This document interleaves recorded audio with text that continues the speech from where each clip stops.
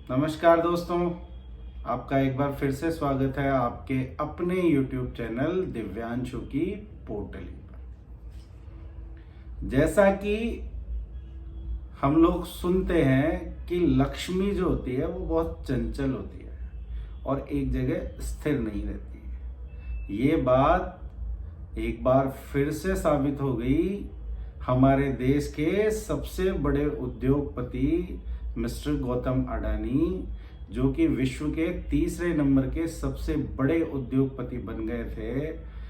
उनको एक प्रकाशित हुई रिपोर्ट, जो कि हिंडनबर्ग नाम की एक एजेंसी है, उसने 7 समंदर पार उनका एफपीओ आने वाला था 26 जनवरी को। सारी तैयारियां हो चुकी थी, सब कुछ हो चुका था, लेकिन इसे षड्यंत्र कहिए या दुर्भाग्य कहिए गौतम अडानी का कि ठीक एक दिन पहले 25 जनवरी को एक रिपोर्ट पब्लिश होती है और उस रिपोर्ट के पब्लिश होते ही गौतम अडानी अगले 7 दिन के अंदर विश्व के तीसरे सबसे बड़े उद्योगपति से 22वें नंबर पर लुढ़क जाते हैं। और कहा जाता है कि इस रिपोर्ट के प्रकाशित होने की वजह से उनको 7 दिनों के अंदर अंदर 108 अरब डॉलर का नुकसान उठाना पड़ गया। 108 अरब डॉलर इतनी बड़ी रकम है कि कुछ छोटे देशों का तो पूरा बजट होगा वो। और राहुल गांधी जी, जो कि पिछले कई सालों से गौतम अडानी जी को निशाना बना रहे थे कि मोदी जी के 2 दोस्त पूरा देश बेच दिया, अडानी अंबानी। ये गाना राहुल गांधी जी पिछले कई सालों से संसद में और सड़क पर गाते आ रहे थे। उनको जैसे दोनों हाथों में लड्डू मिल गए। ये रिपोर्ट क्या आई, उन्होंने जो है इसको जो है ऐसा मोहरा बना लिया कि संसद में उन्होंने नरेंद्र मोदी जी का जो है जीना आराम करने के लिए बहुत प्रयास किया, लेकिन नरेंद्र मोदी जी ने एक झटके में उनके सारे किए कराए को साइड में कर दिया। उनके एक भी सवाल का जवाब नहीं दिया, यहां तक कि उनका नाम तक नहीं लिया अपने संबोधन में। दोस्तों, ये राहुल गांधी जो कि अडानी के ऊपर आरोप लगाते रहते हैं, मिस्टर गौतम अडानी ने खुद एक चैनल इंटरव्यू में ये बताया कि मैं अगर आज यहाँ पर पहुंचा हूं तो उसके पीछे कहीं ना कहीं कांग्रेस सरकारों का ही हाथ रहा हुआ है।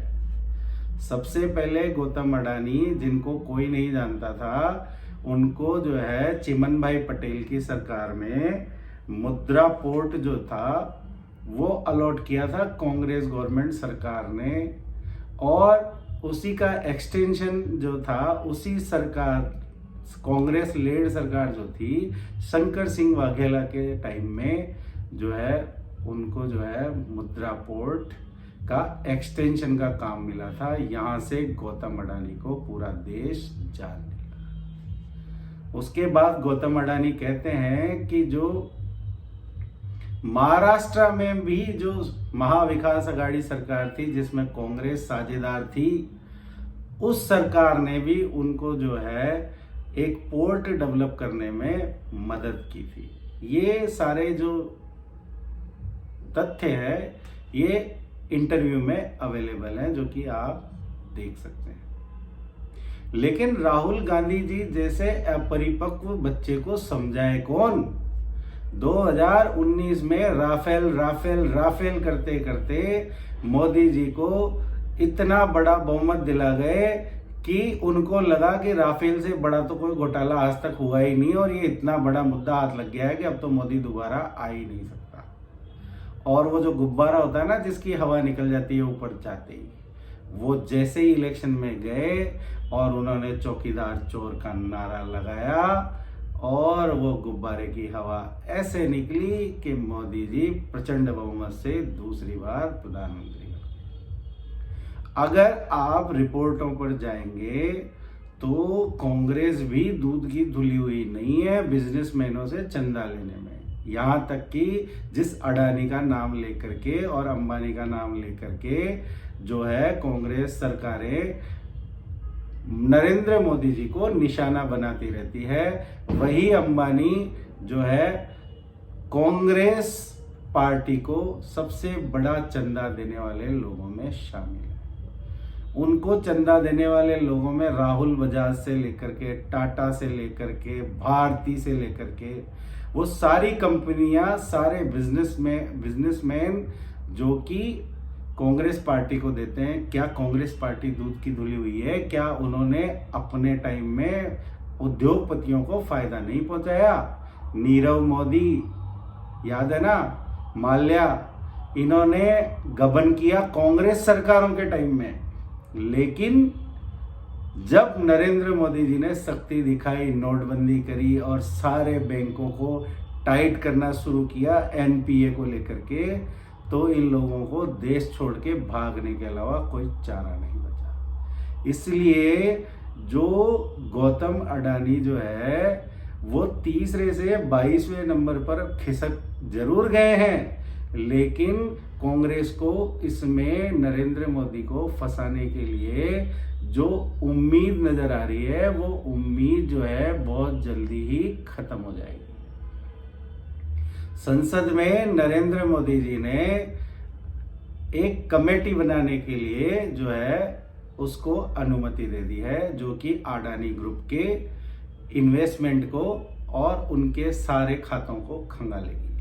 और अडानी का कलेजा देखिए, उनका बैलेंस शीट देखिए कि उन्होंने 20,000 करोड़ रुपए का एफपीओ एन टाइम पे रोक लिया, जिसकी वजह से मार्केट में अफरा तफरी मच गई। उन्होंने वो सारे पैसे लौटा दिए और इस वजह से अडानी समूह के शेयरों में जो गिरावट हुई, जिसमें मूलतः एलआईसी और स्टेट बैंक जैसे बड़े संस्थान शामिल है, इस वजह से जो है मुझे नहीं लगता कि नरेंद्र मोदी जी जैसे घाघ राजनेता को राहुल गांधी इस मुद्दे में फंसा पाएंगे। दोस्तों, ये टॉपिक इस चैनल पे इसलिए डिस्कस कर रहा हूं क्योंकि हम लोग जो है इन्वेस्टमेंट जो है कहीं ना कहीं हम म्यूचुअल फंड के थ्रू, चाहे स्टॉक्स के थ्रू, हम जो भी इन्वेस्टमेंट करते हैं वो कहीं ना कहीं मार्केट में जाता है, शेयर बाजार में जाता है। हम लोग उस चीज से परे नहीं है, हम उन चीजों से जुड़े हुए हैं। आज हम सरकारी कर्मचारी है, हमारा पैसा जो है एनपीएस का पैसा, टायर 1 और टायर 2 और टायर 3 तीनों का पैसा शेयर बाजार में लगा हुआ है। तो ये मुद्दे हमसे अछूते नहीं है, हमें इन मुद्दों को देखना पड़ेगा। ये नहीं कह सकते कि ये तो शेयर बाजार के मुद्दे हैं, इससे जनरल आदमी को क्या लेना देना है। इसलिए आज मैंने दिव्यांशु की पोटली पर अडानी जी को लेकर के जो रूमर्स फैल रहे हैं और बाजार में भाग दौड़ का माहौल है, उस विषय पर एक वीडियो बनाया। आशा है कि आपको ये वीडियो पसंद आएगा, और अगर आपको ये वीडियो पसंद आता है तो जाते जाते चैनल को सब्सक्राइब जरूर करना और अपने दोस्तों और परिवार को इसे शेयर करना। धन्यवाद।